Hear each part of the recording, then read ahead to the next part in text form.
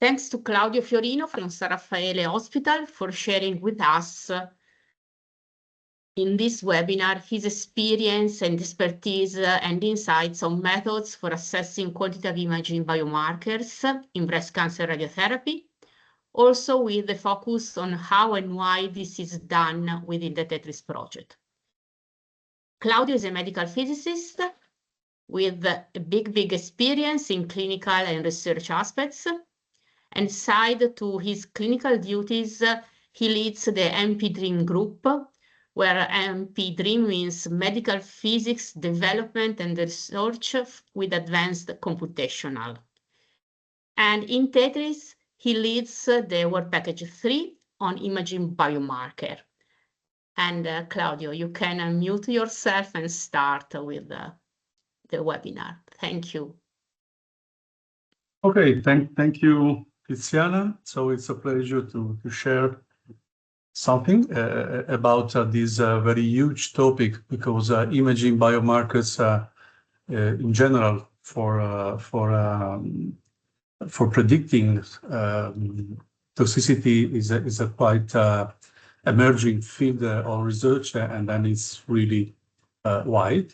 And here, sorry. Here is the summary of my talk, and the first part is split in two. The first part is more general, just to tell you something about why we should use imaging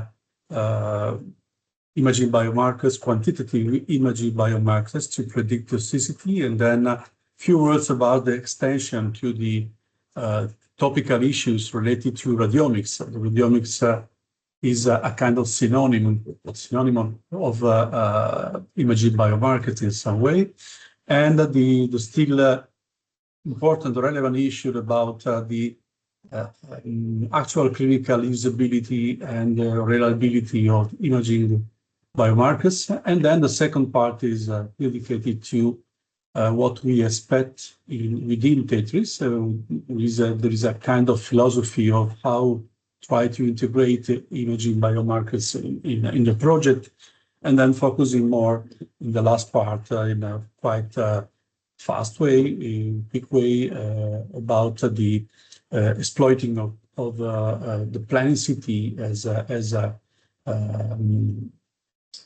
to derive, to extract imaging biomarkers for predicting what we want to predict.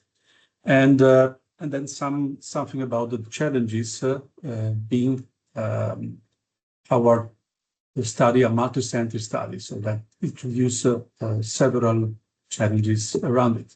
So first, why it's quite easy to answer in some way.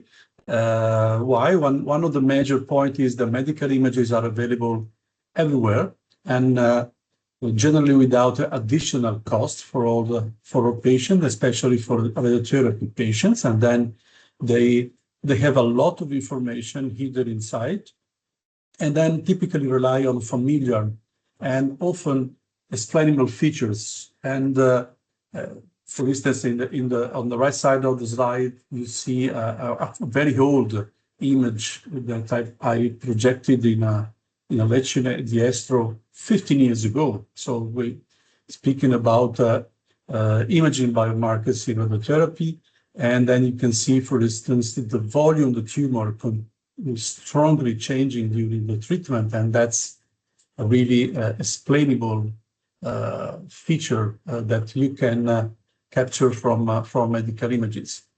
And radiotherapy has also this peculiarity to have a lot of images that you can collect during radiotherapy. That's not the case for the Tetris, but that's a really important point for radiotherapy. And then we use usually in many situations imaging to have a diagnosis of the occurrence of side effects from a qualitative point of view. But we know that we can do much more with quantitative, and then we can use some more quantitative information to extract objective scoring of the toxicity. Well, this a very historical paradigmatic examples of how to use images to assess and to score toxicity. These are two, I think, milestone, two pioneer studies that demonstrated that you can really trust on objectively, more or less objectively derived scores to assess radiotherapy side effects. On the left side, you see the edema after radiotherapy for head and neck cancer, scored by video fluoroscopy, and then you see here the very nice. I don't know if you see my arrow. I don't know. Yes, we see your Okay. commented. Okay, great. And then you see here the very nice relationship with the mean against the mean dose of the moderate to severe edema scored by video fluoroscopy. And then on the right side, you see that if you put the risk of lung toxicity after breast cancer, breast cancer treatments with very different volumes inside, you see that the relationship is much broader with the clinical assessment of the scores, while if you use more objective scores derived from images, from X-rays, planar, and from CT, you obtain a very nice relationship. And that's not by chance that both of these were led by Tiziana already 15 years ago. Well, just to tell you that things moved in this direction, and now also have a very strong interest to use baseline and imaging, the baseline or during therapy or after therapy, early after therapy, to predict what will happen later. These are two very nice examples. One is quite relatively old, and then when we see that, for instance, the changes of the volume of the parotids during therapy for head and neck cancer, and the change also of the density. The rates of the changes can predict, and that was confirmed also by another Dutch groups. They predicted the intensity and the severity and the persistence also of the xerostomia after radiotherapy. And everyone could in some way measure this quite easily, because it is really related to the shape and to the dimension of the parotid glands. And this is the other one is very recent from the Sloan Kettering group, where they demonstrated that introducing just one features, which is the sieve taken from the PET-FTG of the lung, and adding this information to the mean lung dose improve a lot the models in predicting pneumonia. That's very nice, because it's a clear demonstration that having the proper baseline situation that you can capture with imaging could help to improving our prediction models and also our dosimetry prediction models. So the extension to radiomics is natural. Radiomics is a quite really unfocused word, because it's something that mimic what we do for many others field of research, like for instance genomics, and then the suffix omics was added to the radio. It means coming from radiology. And then the radiomics is something that try to mimic what we do for other fields of the science. And but if we look to the history of the radiomics, we can say that it's not so new, because especially the physicists tried to use complex features extracted by X-rays, planar, or images already in the 50s of the last century. And also in the 80s, we already had some nice pioneer application in medical imaging with the CAT. And only in the start of the new century, we really move much stronger toward the application to prediction models. And then I think we arrive to the assessment, especially in the common perception of the community of the use of this word more or less 15 years ago, not so many years ago. And I think this radiotherapy was very, very relevant in this because in radiotherapy, the doctors are much more used to have a quantitative features to be used in their activity compared to many other specialists. And that radiotherapy was one of the first environment where radiomics found applications. And there is no a unique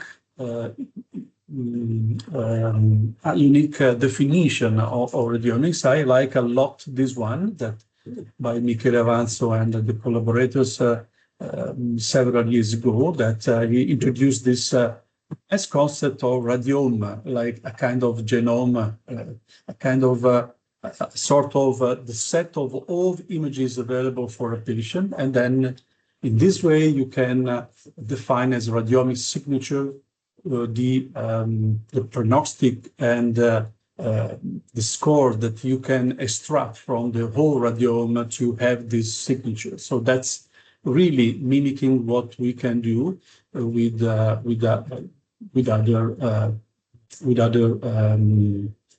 approaches in assessing the biology, especially the biology of the tumor. But this concept was extended, and now we have application also outside the oncology. And in our interest, we want to also focus on these the extraction of complex features and textures within the images that can help us to predict toxicities after side effects after radiotherapy. So the whole radiomic pictures is quite complicated. Then we know that after the acquisition of the imaging, we have to compute the radiomic features. So extract what we want, what we need from the images is still now a very complex. This little square here is all this one, where we have to take into account many different things, including many technical issues like how to, for instance, what kind of algorithm we have to use in generating the images, in processing the images, and how the images are segmented, what kind of interpolation, discretization, voxelization, and so on are applied. And then from here, after this, we can extract many different kinds of features, and then we recognize here at least 4 big families of radiomic features. These big families can be divided in some kind of 0 order, we can say, so based on geometry, more or less, so size and shape.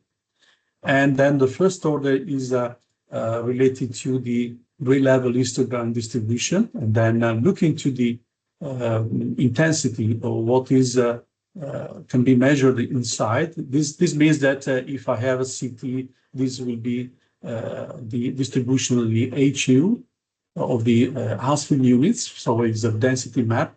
If we have MRI, that's many other things. With the PET is the SUV, and so on. So depending on the imaging you are using, you have different information that you can also take together and try to combine. And then we have also the big family of the textural features, where texture means that we want to consider the relative relationship between the intensities in the voxels, adjacent voxels, And if you take into account just the adjacent vectors, we have the first order. So we just look to the how the intensity are related one each other, voxel by voxel. If you extend this relationship to 2 or 3 voxels near one each other, you have the second, third order, and so on. So different families that here are summarized. And at the end, also, we can process the image, we can apply filters or transformation of the images, and then basically in this way, we can really multiply by a factor of 10, hundreds of thousands, also the number of features that we could extract, just applying post-processing, filtering, and transformations to the image to obtain other more complex features. And here's just very quickly a few examples for the geometry and shape features. We have a lot of starting from the simplest, which is the volume, but also we can have something a bit more difficult, more complex, like for instance, the asphericity, which is how the region that we are studying is far from being spherical, for instance. And then we need to have a mathematical formulation for each of these features. And the same for the histogram-based, so we can extract many different information. Here, for instance, I just put the skewness and kurtosis that are quite popular in many applications. And for the texture, we have, let's say, at least these are the 4 classical textural features families. And this is an example of the concurrence matrix. So using the concurrence matrix, we can calculate, for instance, the so-called entropy contrast dissimilarity, which are largely used in many studies. And at the end, so if we apply filtering or transformation to the images, then we can obtain a huge amount of different kind of features that, of course, I can anticipate that more and more features you have, more difficult it is to understand what you are doing, because you have information that is no more easily related to what you see in a let's say, visual way, so in an immediate way. Well, we have several applications of radiomics applied to the prediction of toxicity. I think this is a very nice example about, again, pneumonia. Pneumonia based on the radiomics of the lung. And these groups that was able to put together about 250 patients, I think. And they developed models, I think, in a very nice way. And they developed a so-called radiomics scores combining many features. That could be a problem that we can discuss a bit later. And it made also the same with the dose. So if you consider that the dose is a kind of map, is an intensity map of the dose distribution, you can apply the concept of radiomics to the dose, and that's why we speak about the dosiomic. So, and they derived some so-called dosiomic score, and they found this AUC to test the discriminative power of the models, and they found that the combination of the clinical information, dose information, and radiomics information is the best as a performance, and they found also very nice calibration. One of the major challenging point for this kind of models with so many different features that compose the different scores is that they are implicitly difficult to be repeated in another place, because you have to face several issues that I will try to show now. So as probably you know, a big problem of the radiomics is the vulnerability. Vulnerability. So it's always difficult to reproduce or repeat the performance, and first it's difficult to have the same values of the features moving from one day to another day, or moving from one center to another center, still more, or from one scanner to another scanner. And these vulnerabilities depends on a lot of uncertainties that we have to take into account when we extract quantitative information from the images, and then they depend on the acquisition protocols. So changing the protocols, that's really strong, for instance, for MRI and PET. Or the how we reconstruct, so the image reconstructions, especially for the PET images, for instance, how the tumor in this case, but it's the same for organs at risk, how the region of interest is segmented. So the variability in segmentation is an issue. And then also all what is related to the processing, so the interpolation, so changing the voxel size can affect the features and how you normalize and how you discretize your voxels and so on. And of course, the nomenclature, what kind of software you use.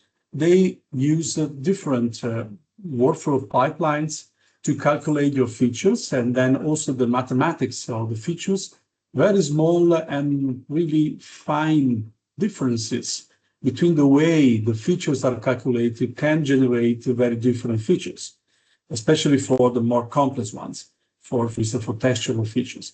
All of this is a very big issue, which is not yet completely solved, and then we have to take into account how to deal with this.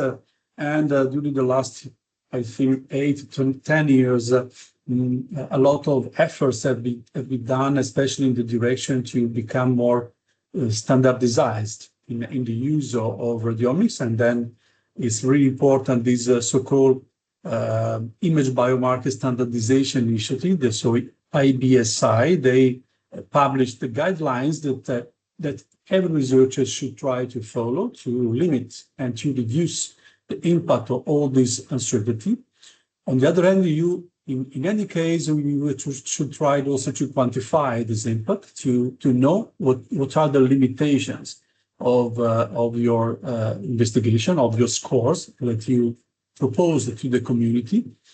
It's a very good point to try to identify stable features. So this means exclude the features that are more sensitive to all these different sources of uncertainties, and then a priori eliminate them from the modeling, for instance.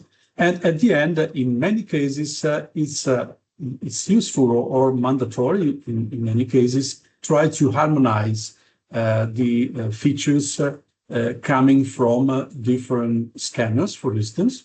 And this is an example. This is a so-called combat methodology that is a kind of statistical approach that try to, if you have a different distribution, the same features coming from different scanners, so you have to apply transformation that make the tree distribution less different. And then in this way, you harmonize within some limitations, so you can reduce a lot of differences between scanners. And then the radiomic features that was found, for instance, or these signatures that was found to be predictive can be replicated in a better way using another scanner. At least we have these guidelines. Also, we have more recent documents, but it's very important when you publish something about radiomics to be very, let's say, transparent in how you obtain this information, making more possible to reproduce the same test, the same performances outside your institution. And so that's very important. Also, we have a vulnerability of the models that incorporate radiomics or quantitative imaging biomarkers.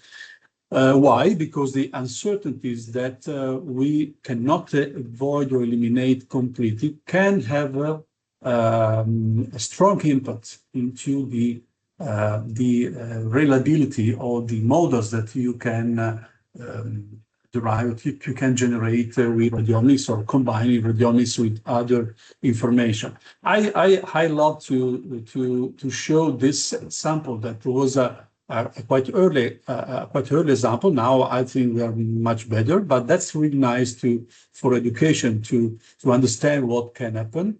And the first in the higher part, we have a very famous. Most of you probably know this.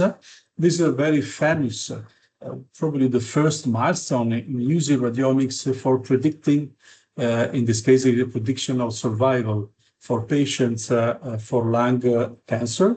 And the groups, the Dutch groups that did this, found this strong ability of the radiomic signatures they proposed in separating the low and high risk patients, and they were able to replicate in two completely independent cohorts. That's sort of a big success, and that is the number of citations. So I watched it. I saw a couple of days ago, so it's really updated. So more than 5,600 citations. So a few years later, the same Dutch group collaborating with the Canadian group of David Jeffrey, they had this idea. I suppose that they knew that there was a problem there, that at the end I will tell you. And they did this exercise. So they took this model and applied to their population in Canada, and they found a good separation. So what they do, similar separation. And what they do, they took the volume of the tumor, and they randomly changed the HU, so the density, the Hounsfield-Uridine size. So if you randomly change, nothing changed in the predictions. So, and they also, at the end, they explain the point. If you just use the volume of the tumor, you find the same separation. So all this was really, I think, very important for the community, because they also very courageous to put this in front of the community. The problem was that there was a kind of overfitted model in some way, or not really overfitted, but we had the signature was composed by, I remember, 6 features. All these features were strongly related to the tumor volume. And then we found all these big things just to say that if your tumor is bigger, the probability to die before is higher. So that's what is, of course, very well known by all the oncologists. So the issues about the vulnerability of radiomics also in modeling is really, really relevant, and then we have to be very careful on this point. So what we do is that we have to use accurate machine learning methodology to limit or avoid completely overfit. I think that using few features should be preferred. That this means that at least, but it is not something that is not sure, but probably few feature model are more probability to be replicated outside your institution. And that's why I think that few features model should be preferred. And also it would be great to have something that has some explainability. So having feature that explains something and can be understood why they predict what we want to predict. And the point is that we need to validate. So we need external validation. And this is, I think, our experience for predicting using radiomics, spectrodiomics, predicting the outcome of pancreatic cancer patients. And then we demonstrated that if you apply in a severe way, so seriously, all the steps eliminating the unstable features and try to generate a robust model, at the end, it's enough to have 1 to 2 features to obtain a very nice separation. And then all the other features can add something, but also add some more probability to increase your noise, so your noise in, especially if you want to replicate this. And that not by chance, this signature with 1 or 2 features were also replicated outside our institutions. So now we have an external validation of these models. That's I think, an important experience. Another point is this, that in many cases, we have that the variability in how we process the images has some impact, but in several cases it can be demonstrated that this impact could be relatively small. This is a study using CT, radiomic features, for the, again, another pancreatic cohort. And then we found that if you change the interpolation and the beaming along a very big range of a big interval of variability, we didn't find a strong variability in the performances of the models that we generate based on every single features that resulted to be associated to the outcome. And this is the range, so the maximum deviation, if you move in these very large intervals in the AUC of each features in discriminating the outcome of these patients. And when we found that typically we have ranges around 5% against an AUC on average around 0.70. And then that's I think a very good result. Well, so the second part of the talk, I try to be a bit faster because of the time I think is running. This is more related to Tetris. So first of all, I think that we need to remind the Tetris, the major aim of the Tetris is to develop quantitative personalized risk scores for late severe cardiac pulmonary disease and second cancers after radiotherapy for breast cancer.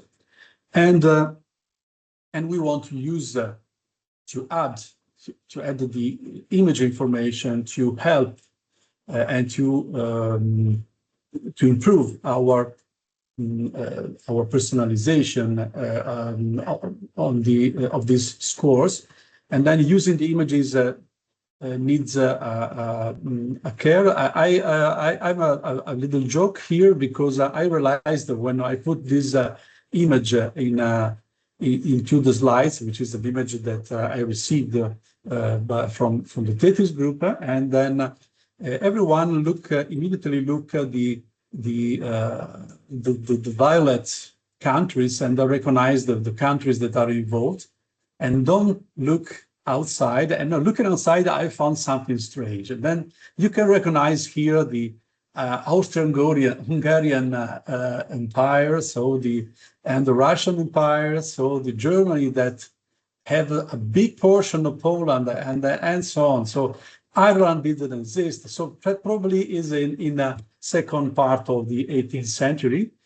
That's nice because I think that the power imaging. So if you focus only on what you want to focus, you risk to lose a lot of other things. So that's how I took the opportunity just to tell you this joke. And so look into the objectives. So we have to design and test quantitative personalized risk scores, and the aim also very ambitious to develop a CE mark tool to be really used and to prototype digital twins. The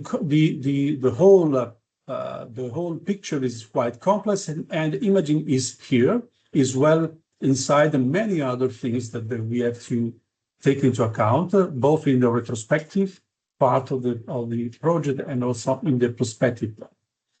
And when we read into the project, we explicitly wrote that VP3, so the imaging, will analyze the CT images. So that's our aim. So we are not to invent strange things. Why? Because, and we also say why and what to do. So we have for all patients the planning CT. So we have not to search or to derive or to lose time to obtain many other different images, also if they exist, but that's a big point to be exploited. All the radiotherapy patients have at least one CT taken before the radiotherapy at the same time point. So that's a very, very strong point for using imaging for Tetris. Another big point is this, that for all patients, we also have the dose implicitly, intrinsically linked to the images. And then we also have the spatial information available. So for each voxel, we can obtain the Hounsfield unit and the dose for all the patients ideally of all the cohorts involved in Tetris. So in this consists the huge amount of information that we can merge together, we can put together inside Tetris, which is really, really amazing. So about the CT densitometry, more I see and more I find that densitometry for lung and breast. So of course we will focus first in lung and heart densitometry because we are focused on respiratory lung toxicity and cardiac toxicity. Also, we have to consider the secondary cancer, and then I'm not sure, but probably it could be also good to see to the breast density itself, because this could be something that someone related to the aggressiveness of the tumor that we cannot maybe exclude something about the risk of secondary cancers. But for now, we focus on lung and heart, and for the CT densitometry of the lung is something that is used also from the quantitative point of view outside the box, so outside the radiotherapy and the oncology also field. I know that we know now that, for instance, the quantitative CT densitometry is a well-assessed methodology for the diagnosis and the monitoring ranking of the emphysema patients. So, and typically emphysema patients show this histogram of the Hounsfield units, and they are shifted toward the left compared to the normality, because we have some kind of air trapping inside the lungs that translate into this different type of histogram.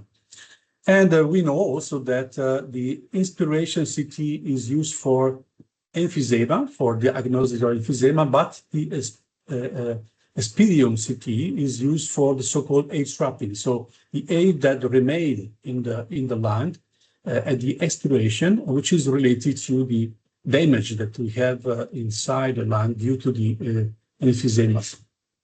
And what we did is, by chance, we started to give a look to the histograms of the lung of the Tetris patients, and we started from as a pilot study from in our cohort on more than 1,100 patients, and only 18 events. And then what we found a significant difference of the histograms of the lung density for patients exactly in the direction of the emphysema. So that the impression is that probably this could be, at least for a portion, for a fraction of the patient that will experience the respiratory events after the therapy. This could really be related to the presence of subclinical, which is not something that gives clinically evidence of something in most patients, but could be a subclinical resistance of some difficulty at lung level that makes the patient more prone to experience respiratory side effects.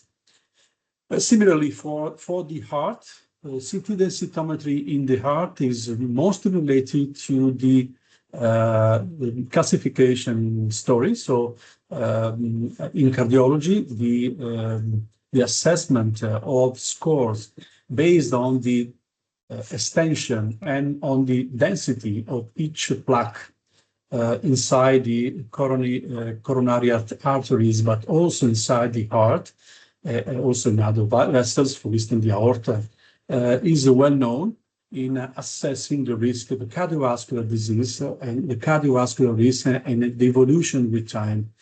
And the so-called Agassiz score is based on the weighting of the different pixels inside this lesion area, following some kind of rules that we can see here. And then the Agassiz score give much more weight to the higher density plaques. And in this way, coming back to the oncology, now we know that the Agassiz score is a big predictor of cardiovascular disease and also of mortality for breast cancer patients. And all these things are now seen also in other contexts within the oncology, and showing that nowadays the cardiac mortality is competitive with the death caused by the cancer. So that's why we now speak about cardio-oncology, for instance. So that's nothing new here. It's in the last 10 years, 15, a lot came and also arrived to the radiotherapy, and we already did. This is the first paper that we published with the acknowledgement to Tetris, and we explored the impact of the classifications, and we found that different classification scores combined with age and the mean are those higher than 1 grade, which is mostly related to the laterality, left and right, can predict very well the risk of cardiac events to patients treated for breast cancer. Well, the last 3 slides very quickly. I will be very fast in telling something which is much more complex, but is just to introduce to the main concepts, is the challenges in Tetris and what to do if we want to use to analyze in a more complex way, moving beyond the only those densitometric analysis. And the first issue is the inter-institute variability of the segmentation. And we solved this, and as the project in the project is mandatory to auto-segment everything with a tool, which is a validated tool.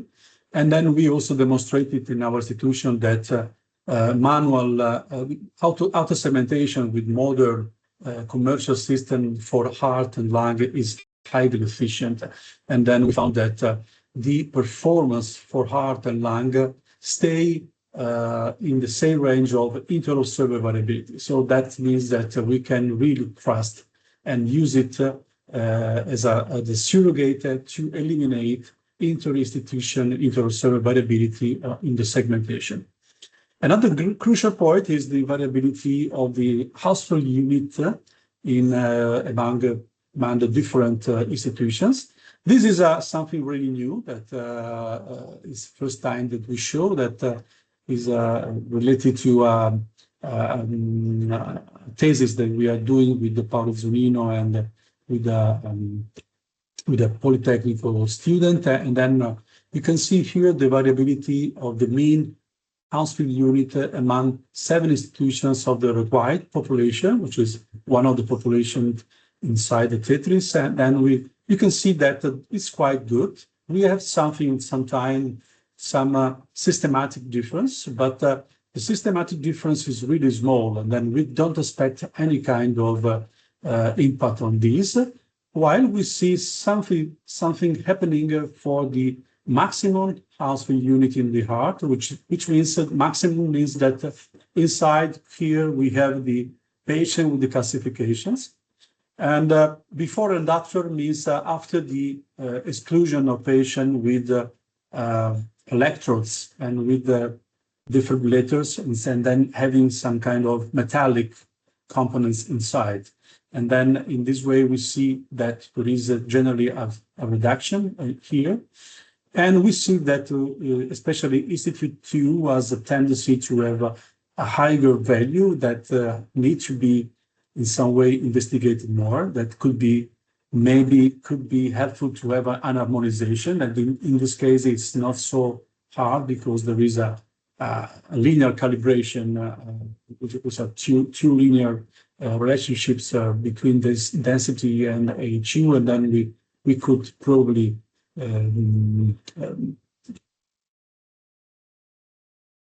adapt this and correct this information from the institutions that stay outside the mean values of the others, for instance.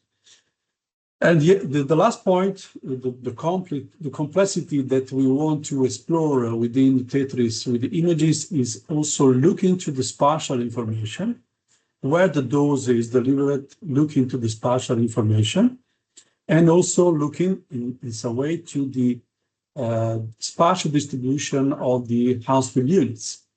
And a first point that we are starting to do is look into the cardiac substructures. So we know that different cardiac substructures can have different sensitivities to the radiation.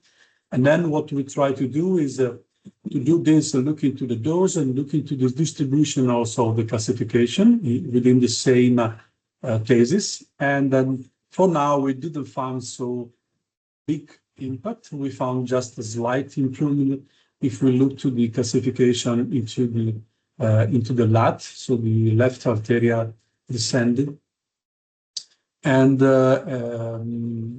but that's just to illustrate what we do. And also for the again for the lung, we had to extend these concepts. One very promising concept is so-called voxel-wise, and then look into the how the pattern of the spatial distribution of the dose, but also of the household unit can be stronger in predicting the toxicity. And then we know that the spatial distribution of the densities, these are, for instance, the fraction of lungs with a very high portion of air there. So that's air trapping. So air trapping distributions. And you can do these maps. And the voxel-wise means that we can take all the patients, and then we can generate one average patient. So we take one patient as a kind of average patient, and then we can deform the anatomy and the dose inside and put forcing all the information inside one patient, the average patient, with just do this warping and then having this deformation. And then in this way, we can have two different distributions of patterns of patients with or without toxicity.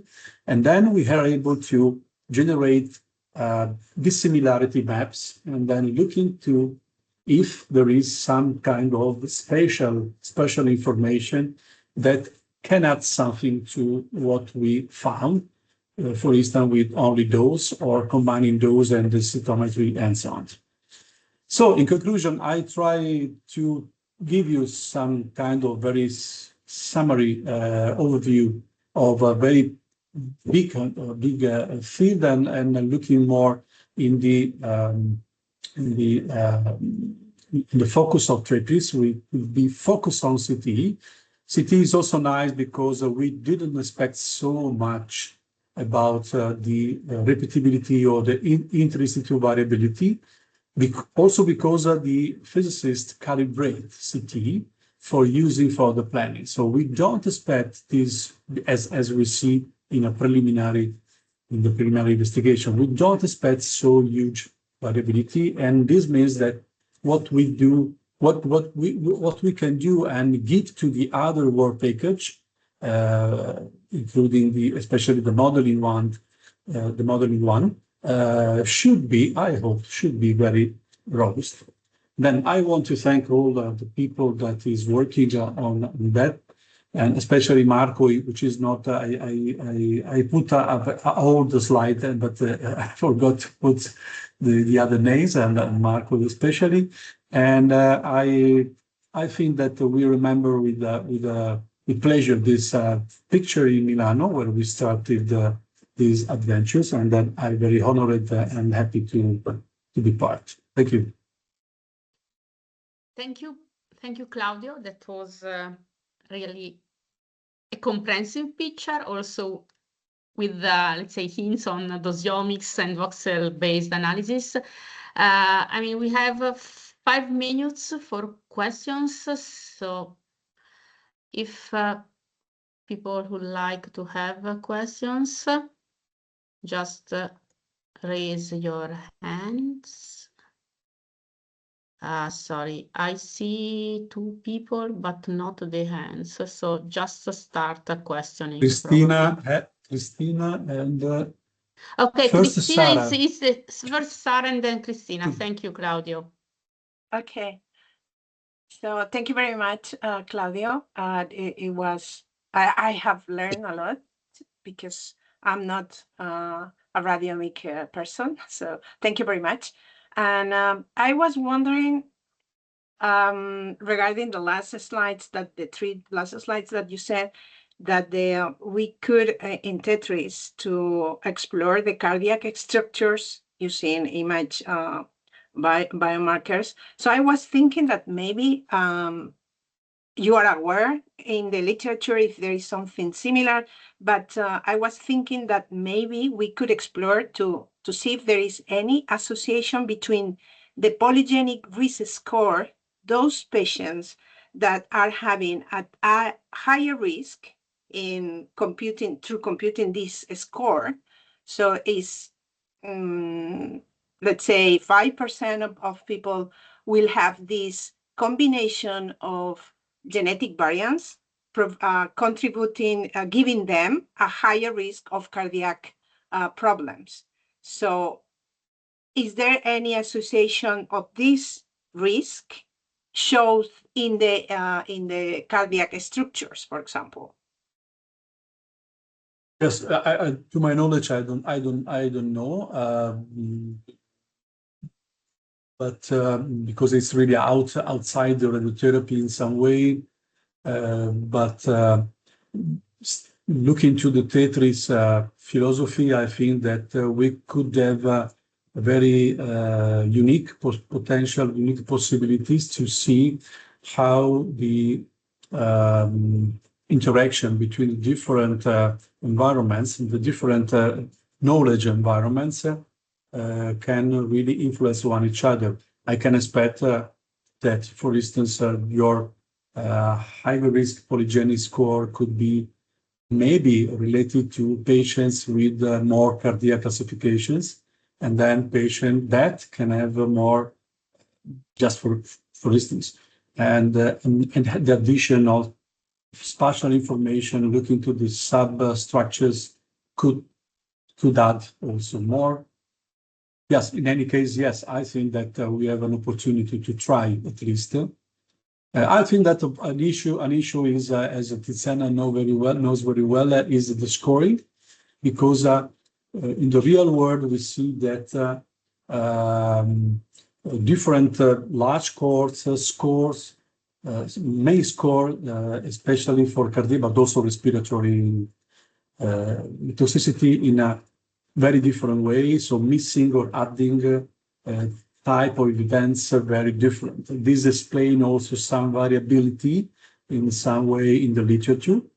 But this is part of the challenge that we have. And as Tiziana told me also recently, so we have to start from the real world. So what we have is a real world large course that we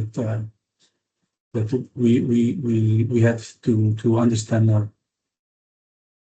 Yes, before, thank you, Sarah, for the suggestion. As I think, maybe I went further, that indeed Sarah was asking if we can possibly establish an association with risk scores from the polygenic risk part and maybe volumes of cardiac substructures. So something that somehow associates the genetic part with the morphological part. Yeah. So, and then that is done without scoring. That is not within the main Tetris goal, but that would be a nice output towards other fields that are not radiotherapy. But we will discuss that deeper. I would like to give the opportunity to Cristina to have her question before we run too late. You are still muted, Cristina. No, again. You are muted. Now. You are...